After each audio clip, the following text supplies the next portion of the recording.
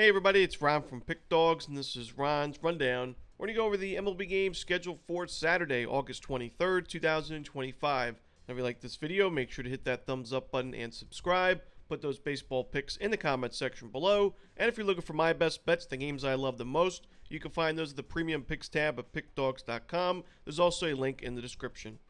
Alrighty, here we go. Here are the games for Saturday, Major League Baseball.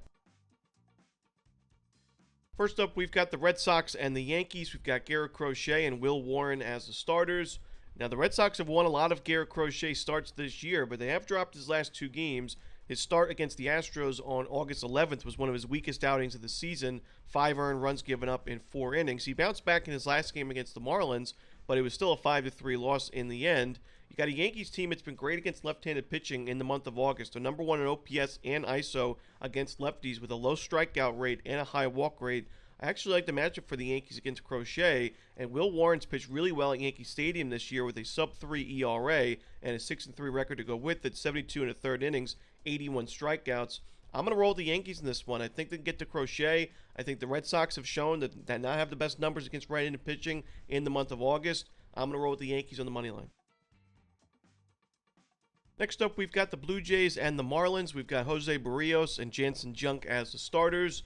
We talked about the Barrios regression concerns. We saw that in his last game against the Rangers. 6 earned runs, 2 home runs given up in just 4 and a third innings. Now an ERA of 4 on the season. I think Barrios struggles in this game as well. The question is, can the Blue Jays back him up? I think they can against Jansen Junk, but the Marlins have won 4 of his last 5 games. He's been a solid option in this Marlins rotation. So in a game that I do think will be high scoring, I like the Marlins at this kind of price on the money line. So give me the over and the Marlins.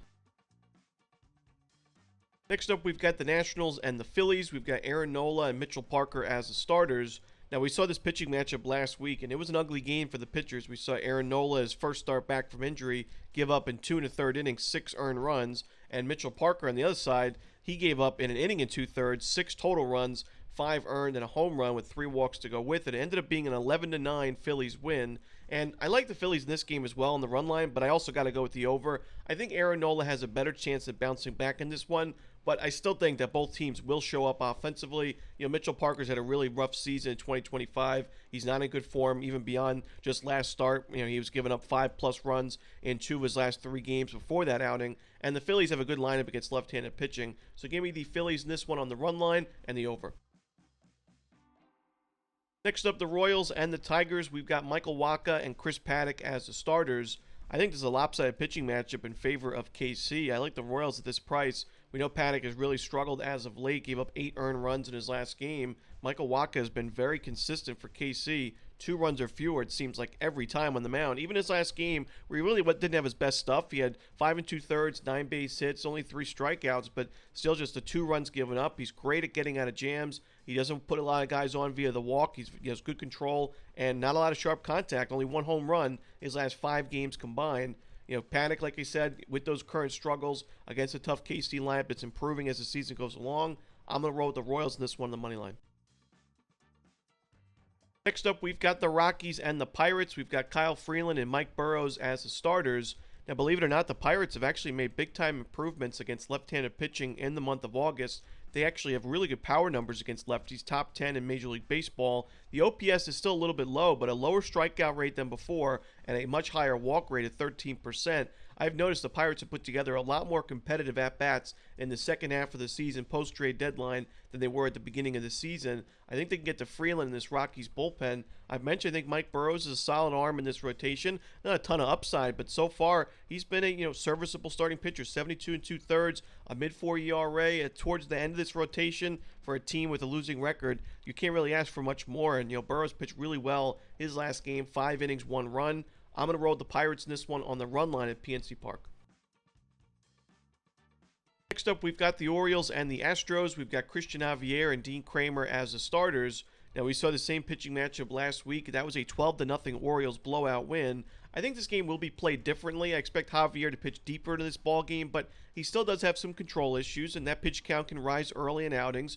Dean Kramer's in great form right now, pitched really well against these Astros in that blowout win. So it's tough for me not to back the Orioles in this game as well. Like I said, I don't expect a blowout win, but I think the Orioles can get to Javier. They've got a great walk percentage in the month of August against right-handed pitching. Javier, for somebody that's just returning from injury, only his third start back from injury, and he's had control issues in the past, this could be a problem for him on the road at Camden Yards, where Kramer's been really sharp this year with a sub-3 ERA.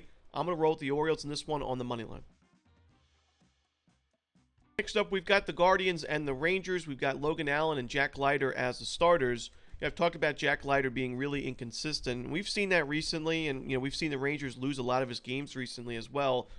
4 straight losses for the Rangers with Jack Leiter as a starter. He's given up 5 walks and 3 home runs his last 2 games combined, and that was only 8 2/3 innings combined. So I worry about Leiter's current form. You look on the other side, Logan Allen, a lefty facing a Rangers team that we've talked about all season. They have really struggled against left-handed pitching. It's been no different in the month of August. I think Allen puts together a quality outing. The Guardians get to Leiter, and the Guardians win this game on the money line. Next up, we've got the Twins and the White Sox. We got Davis Martin for Chicago, but no official starter right now for Minnesota.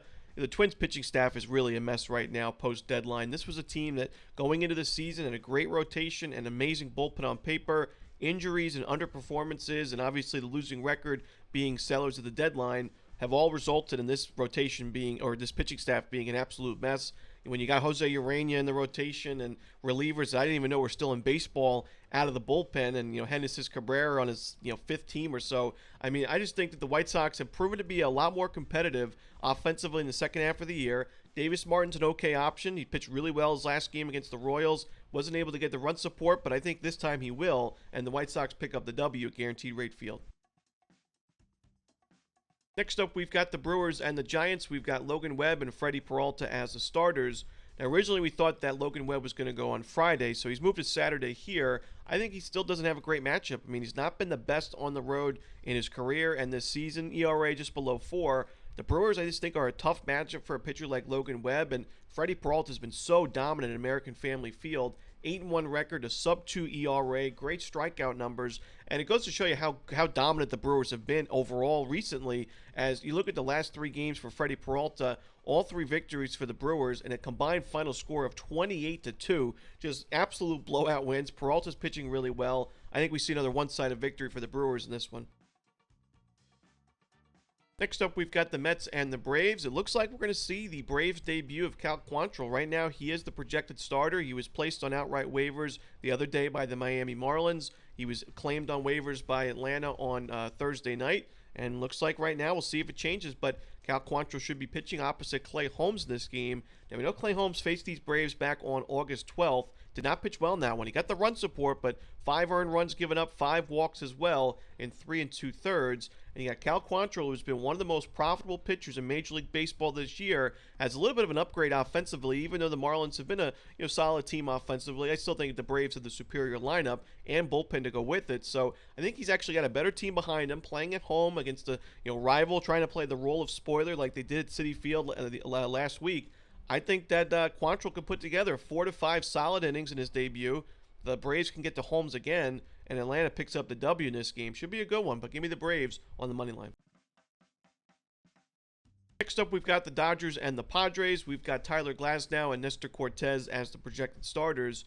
Now, Tyler Glasnow pitched pretty well in his last game against the Padres. Only went 5 innings, 2 runs though, 8 strikeouts, 6 base hits, a home run. It wasn't his best outing, but certainly not his worst, and it was a 5-4 Dodgers win. We know Glasnow's got great numbers against his current Padres lineup in the past, so I still like the matchup for him, and I like the Dodgers in the first 5 innings. I know you can make the argument that Glasnow faced the Padres last week while Cortez dodged the Dodgers, so maybe he has the benefit of not having to face the same lineup in the same week, but Cortez really struggled his last game against the Giants. 4 earned runs, 3 home runs to go with it, 4 walks as well. And, if you're going to struggle against a Giants team, it's been dreadful against lefties.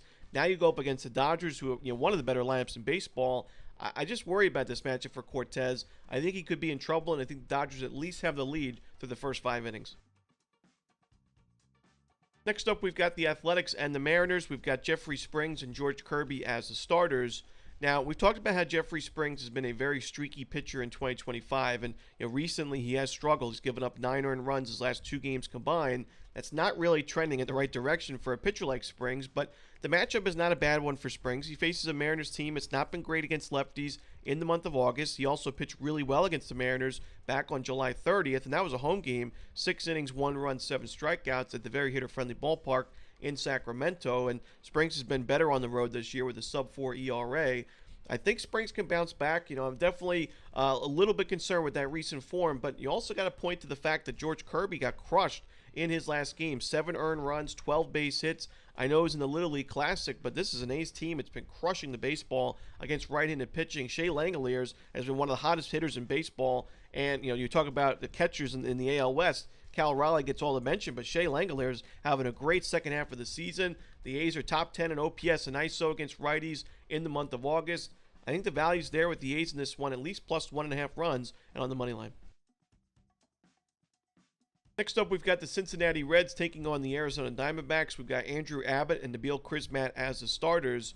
I think because it's Andrew Abbott on the other side, and the Reds have the much better record on paper and considered the much better team on paper, we're seeing the Diamondbacks really get a great price in this game. I think that Arizona, Nabil Crismatt pitched really well in his season debut. 5 innings, 1 run, 5 strikeouts at Coors Field. Yeah, Abbott, who's pitched really well in his last game, but a tough matchup at Chase Field. Diamondbacks have been great against lefties in the month of August. Top 10 in isolated power and OPS. Low strikeout rate to go with it. Yes, the Diamondbacks bullpen is putrid, but I don't think the Reds bullpen's that much better. It's ranked 25th in Major League Baseball in projected WAR according to Fangraphs. I think it's been consistently one of the more overrated pitching staffs in Major League Baseball this year. I think down the stretch, even in this playoff race, we're going to get great prices fading Cincinnati. I don't think this team is a playoff team, in my opinion, but we'll see. It's obviously a close race with the New York Mets. It'll be interesting, but I think the Diamondbacks pick up this game, and we're getting a great price on Arizona. And that's it. Those are the games for Saturday in baseball. Hope you enjoyed this video. Again, if you're looking for my best bets, you can find those at the Premium Picks tab at pickdawgz.com, and there is a link in the description. As always, this is Romanelli. Good luck.